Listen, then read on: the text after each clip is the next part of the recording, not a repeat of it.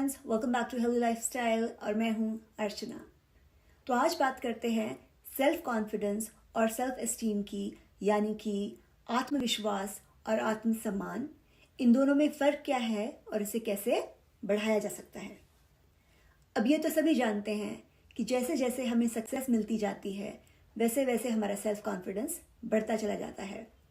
मगर बात तो तब है जब फेलियर मिलने पर भी हमारा कॉन्फिडेंस वहीं का वहीं टिका रहे।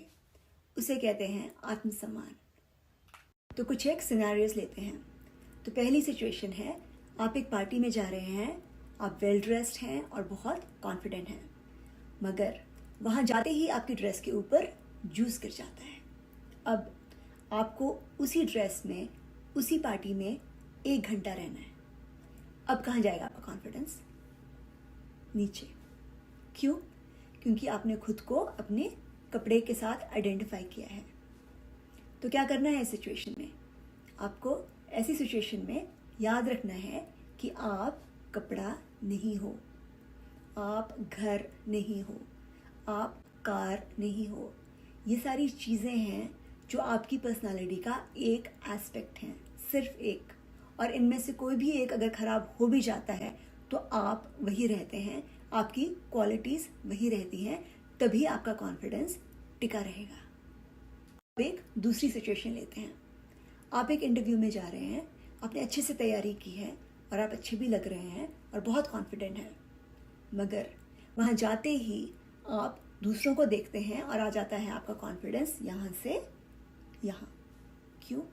क्योंकि आपने खुद को दूसरों के साथ कंपेयर किया और तब आपको लगा कि शायद आप उतने अच्छे नहीं हैं। तो क्या करना चाहिए ऐसी सिचुएशन में? पहली चीज़, हमें खुद को कभी भी दूसरों के साथ कंपेयर नहीं करना चाहिए।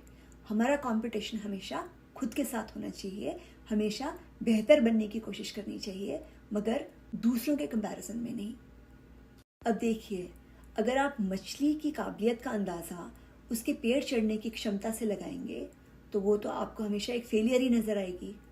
जबकि मछली तो जल की रानी है, उससे अच्छी स्विमिंग कोई कर ही नहीं सकता। इसलिए भगवान ने हम सबको कोई ना कोई स्पेशलिटी ज़रूर दी है, हमें उस पर बिल्डअप करना है। हो सकता है जो दूसरे के पास है या जो दूसरे को आता है वो हमारे पास ना हो, हमें ना आता हो, मगर जो हम में है वो हम में ही है जो हमें सारी दुनिया में यूनिक बनाता है। पहले तो मुझे एक कहानी याद आती है इस पर। एक बार क्या होता है, एक आदमी होता है और उसका बेटा होता है और एक गधा होता है। तो वो तीनों जा रहे होते हैं। तो सब लोग कहते हैं क्या बेवकूफ़ लोग हैं, गधा है और दोनों पैदल चल रहे हैं। तो बाप गधे पे बैठ जाता है और बेटा पैदल चलता है। तब लोग कहते हैं कि कैसा बाप है, बेटा चल रहा है, बाप बैठा हुआ है। तो बाप उतर जाता है, बेटा चढ़ जाता है। तब कहते हैं कैसा बेटा है, बेटा बैठा है, बाप चल रहा है। तो दोनों गधे के ऊपर बैठ जाते हैं।